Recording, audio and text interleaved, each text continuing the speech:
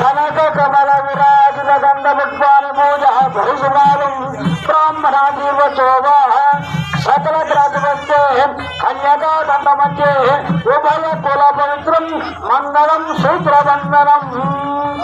కనక కమల బంగారుతో చేసేటువంటి విరాజ పుష్పాన్ని పూజించినటువంటి ఈ మాంగళ్యాన్ని గంధ పుష్పాన్ని పూజ పురుషురాధం బ్రాహ్మణ జీవశోభా సకల గ్రాజవస్తే ఈ ఒక్క నూరుపోతారంతో ఈ మాంగళ్యాన్ని కట్టి పూజించి గంధ పుష్పాలతో పూజించి కన్యకా దండ మధ్య ఆ ఒక పెళ్లి కుమార్తెకు కంచిగా కంట మధ్య కంటానికి మధ్య భాగంలో ఉండేట్టుగా ఈ మంగళసూత్రాలను కన్యకా కంట మధ్య ఉభయ కుల పవిత్రం.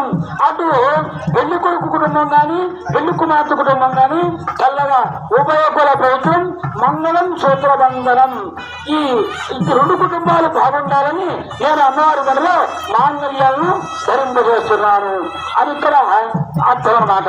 మామూలుగా మాంగళ్యం తత్తురానేనా మమ జీవన హేతున కంటే భద్రాన్ని చెబితే సంజీవ హృదాంశం దారం చెప్పుతున్నటువంటి మాంగళ్యాన్ని నేను అమ్మాయి గదిలో కడుతున్నాను. ఎందుకు కడుతున్నానంటే అమ్మాయి నా జీవితంలోకి ఆహ్వానించుకుంటున్నాను. ఈ మంగళసూత్రంతో ఆ అమ్మాయి నా జీవితం